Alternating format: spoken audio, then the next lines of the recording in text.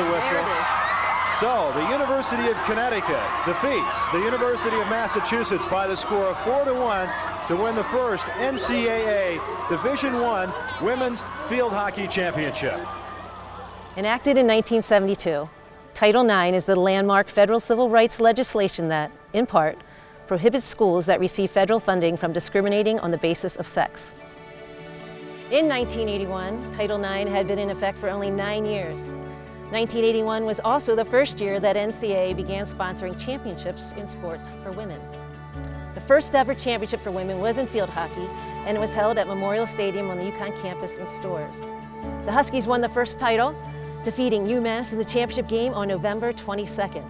It was the first ever NCAA national championship won by UConn in any sport, men's or women's. 41 years later, Memorial Stadium is but a memory. The Worth Family Basketball Champion Center is instead on that site. We are truly on hallowed ground. And we sit here today on the women's basketball practice court, which is in the exact location as the Memorial Stadium field where the historic field hockey championship was won. We are joined today by Carolyn Norris, a member of that 1981 field hockey team, and two current members of the UConn women's basketball team, AZ Fudd and Aaliyah Edwards. And we want to talk to you a little bit about Title IX and how athletics has shaped your lives. Carolyn, tell us in your own words what happened here on site back in 1981 and what that experience meant to you. Well, in some ways, I'm kind of feeling the field under my feet right now. When I drove in today, a lot of memories came back. And I think when we played the game, because we played against, we beat Long Beach in the semis, and then we beat UMass in the finals, it felt like a regional game, not like on the national scene. But then once the game ended and we got a lot of media attention and so forth, it became something real. So how do you think Title IX played in that experience for you and your teammates?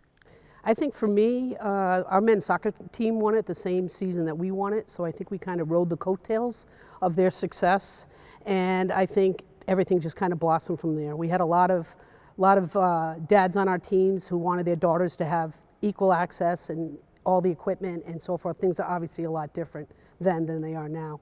Myself coming on campus, it's like a school that I almost didn't even go to until I walked back by the field hockey field. Yeah. Good memories. Great memories, yeah. Great memories. Awesome. Let's start with you, Ms. Fudd. When did you first become aware of Title IX, and what did it mean for you as you started to play sports? I was really lucky growing up. I've been a part of almost all programs where the women's side has been like equally recognized as the men's side. So I wasn't really aware of how important Title IX was until more recently. But I've heard stories from my mom's college experience growing up and kind of just little things here and there from camps. It's really been eye-opening getting to get the full understanding of Title IX and what it's done for us and all the privileges we've gained from it.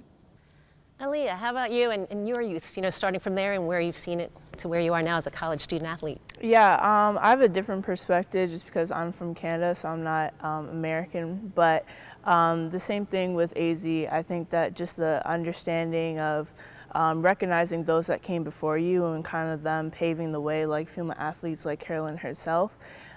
Just appreciative of how lucky we were to kind of grow up in a community of just basketball players. It's not more like women's or men's. It's like we're all under the same common denominator, and we all just knew how to play the sport, and we were treated that way. So it was great to really be among other athletes that had the same mentality like that. So Carolyn, you think what would be the impact, seeing where women's basketball program today, or student athletes of that nature, what impact your teammates put forward so they can lay the groundwork? Well, there were also people older than me that paved the way for me when I first came to UConn because they competed in the AIAW at that time. And then my junior year is when we started playing in the NCAA. And I think just more awareness, more visibility, more voices at the state and the local level as far as gaining access for women. So you think by a lot of times everybody says the more you win, more people get notice of something. For your team to win the first national championship, do you think that played a role? Yeah, I think it did for me. I have my championship ring on, and I wasn't wearing it until the last 10 or 15 years, but when I went into boardrooms and I had a UConn field hockey national championship ring, that always spark conversations with people, and I think the winning breeds success, and I think, and a credit to the women's basketball team and the other programs at UConn that do well, but every year that the women's basketball team's in the Final Four or they're going for a national championship, all my teammates start calling like, we think we're at the Final Four with you. So you bring all those memories back for us, and we thank you for that. So Aaliyah, let's say, what would you say to student athletes like Carolyn that led the, right now you have a chance to say a message of what you feel that impact they have made for you and where you are? Well, it's crazy how her comment just about saying thank you for us. When we make it to the Final Four and we accomplish things, it's kind of like, going back to what they've accomplished, and they really feel that impact as much as we're in it. So it's crazy to kind of have that full circle moment, but to Carolyn and other female athletes like herself, I just want to say thank you. We may not have the same adversities that you guys faced back at that time, but you definitely helped us have, a great education coming here to UConn, a great society and community that we can rely on each other so that we can just have a safe and empowering team to help, play the sport that we love. And what would you say, AZ? Same thing, same question. Aaliyah, you did a great job with that question. I would just add, thank you so much. I can't really imagine what you guys had to go through and how you guys kind of persevered through all of that. And I would say thank you because we are so lucky to be here today. I mean, I'm sure I can speak for our whole team. We feel so valued on campus here, and I just want to say, we know everything that we don't really know what you guys went through, but we really value it and appreciate it, and it's our job now to kind of continue that and make sure that we're doing everything we can to, say thank you in a way. I don't think we thought it was awful when we were going through it. We just felt like we were going to win every single game. We'd get to the regionals, and the Final Four might be close, but we'd win them. I lost 2 games in college, and I thought I had that mentality when I went into coaching, that's what happened all the time, but that's not what happens all the time. It's true. We see it, and you've seen it from a coaching perspective as well as that. 2 games? That's crazy. That's incredible. I would say that. And I always say while you were going through it, you never realize what you're accomplishing, right? It's always after the fact. No, we just were playing. We enjoyed our teammates. We were all pretty much from New England and maybe a couple of kids from Pennsylvania. Close families just followed us, went everywhere. We went all over the country. We were not on chartered planes. We were busing it to William & Mary. We were busing it everywhere, but that's where you form bonds with your teammates too, as you guys know too. So I'm just very happy that the program and the university has moved in the right direction and has moved with the times. Carolyn, what would you say are the primary challenges that still face women in athletics? I think continue to make the sports relevant to people and to not stop and to really focus on what's the next horizon. I think obviously the media attention that the student athletes get and the support that they get from their universities and from their alumni, and I think the alumni have to come back and give to the universities and give to what the programs need. And I think you can't stop that, and you have to continue to give the financial piece so that they can continue, and Gino can and Hurley and the rest of the coaches can continue to run their programs so they're like a top-notch institution. I mean, this is Storrs, Connecticut, University of Connecticut, and it's just awesome. It is awesome, I have to say. And through the years, it's amazing how you say right now, where we stay on hallowed ground.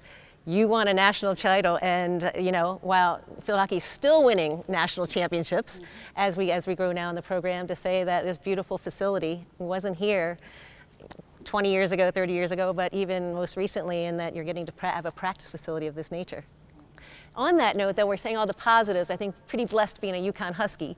But what would you say that still in this day that you have anything witnessed that it is still challenges out there, as wonderful as things are, challenges for women and how to keep going in that direction for athletics? What would you say?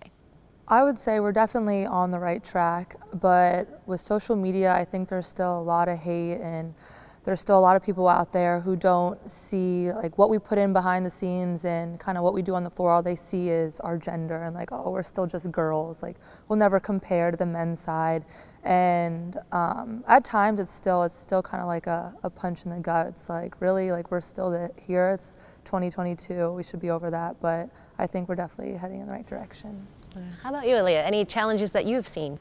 I mean, I think you hit everything. I think social media is a big factor in this day and age, and I think that, you know, while we played through a lot of that, it's really just us, you know, making each other accountable and just trying to grind through all the hate. But at the same time, I think it's just the under recognition, you know, for women's sports. You know, a lot goes with the men. And but as Carolyn was saying, with the alumni and just everyone who have made it to the next stage, you know, being professional, just keep doing what they're doing because it's working, and even the younger generation is gonna be empowered to keep going and go into their aspirations. Yeah, definitely. Leah, tell us about the pickup games. What are they like? Do they? Oh, you take it easy on each other? No. We play against the guys, so you know we gotta take it to them. Yeah, for sure. But no, it's great to all of our practice guys they're pretty great. Mind you, on the court they're hard, but off the court they're pretty nice. They're chill, but they will talk a bit smack. Yeah, excellent. So Carolyn, tell us about your coach, Diane Wright. Anything like Gino? No. I don't. I've met Gina once or twice, but very quiet, calm presence. But she had a look, so if she gave you a look, you knew you had to change things up. And I think Gino has a look too, but he's a little more animated. Both getting the same results with different styles. Yeah. Izzy, give us some of your female role models that you have. Female role models. Well, I think it's hard not to practice in here and not look up to all the names on the wall. So role models for me, Sue Bird, Brianna Stewart, Maya Moore, and I think just them having been here and kind of like having their own success story here at UConn. I mean, that's something I aspire to do, but then how well they're doing professionally and outside of that basketball, that's where I aspire to be. Yeah, well, truly a phenomenal. I love the story of like our field hockey first championship, and women here are going to be striving for the next national title. I guess field hockey's first though, so we'll see what the fall produces for the field hockey team, and then they're doing really well this year. Are they off to a good start? Yeah, Doing really well. Awesome. All right, so they'll start, and then you can take over in the winter season. Yeah.